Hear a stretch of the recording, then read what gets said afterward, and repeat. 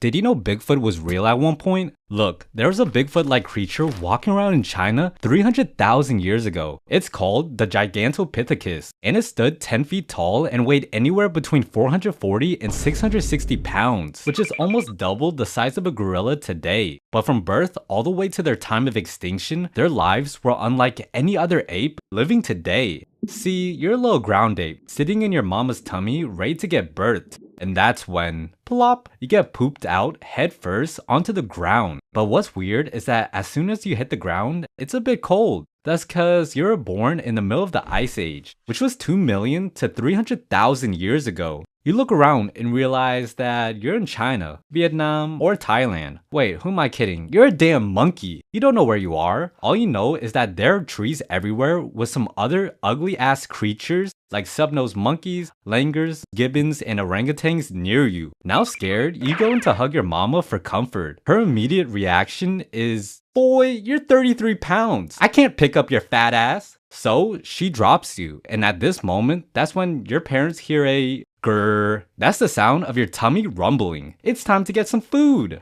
At first, you wonder why your mommy and daddy aren't up in the trees finding food like the other monkeys you see. Screw you, mom and dad. I don't need you. I'm going to get my own food. So you run over to a tree and try to climb it. Bad idea. Smack! You fall to the ground. That's because Gigantopithecus are too heavy to climb up the trees. So you're stuck on the ground, little man, which is when you run over to the nearest bamboo you see. Snap it in half, then proceed to swallow it whole like what an OnlyFans model would do. Grrr, you're still hungry. So you continue to chop down on some fruits like mangoes, bananas, watermelons, and apples. Now you want to change it up, so you eat some leaves, stems, and some seeds too. See, your whole diet consists of C3 plants mostly. Okay, now I have to explain what a C3 plant is. A C3 plant is defined as a type of plant that produces a 3-carbon compound through the Calvin-Benson cycle, which basically means in simple terms that it's pretty healthy for you. These plants make up around 95% of all green plants on Earth and are adapted to regions with moderate sunlight, temperature, and water availability. At this point of your life, you're getting pretty big, like the size of your daddy now, if he was still in your life.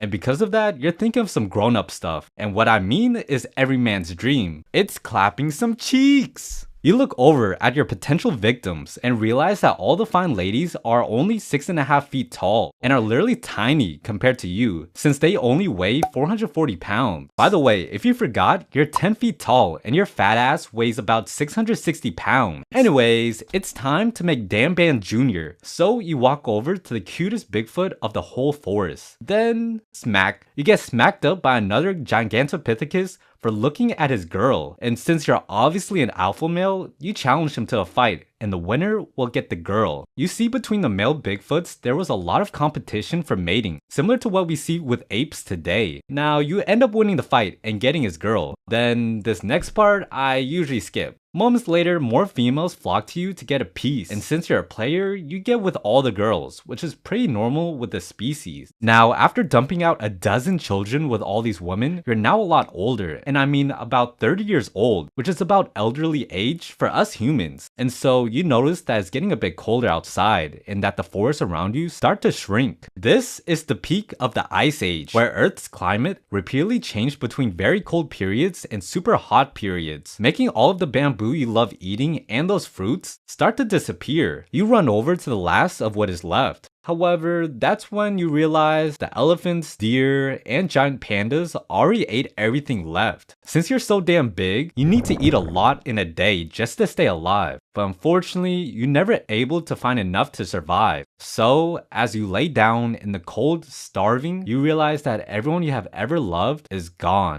including you.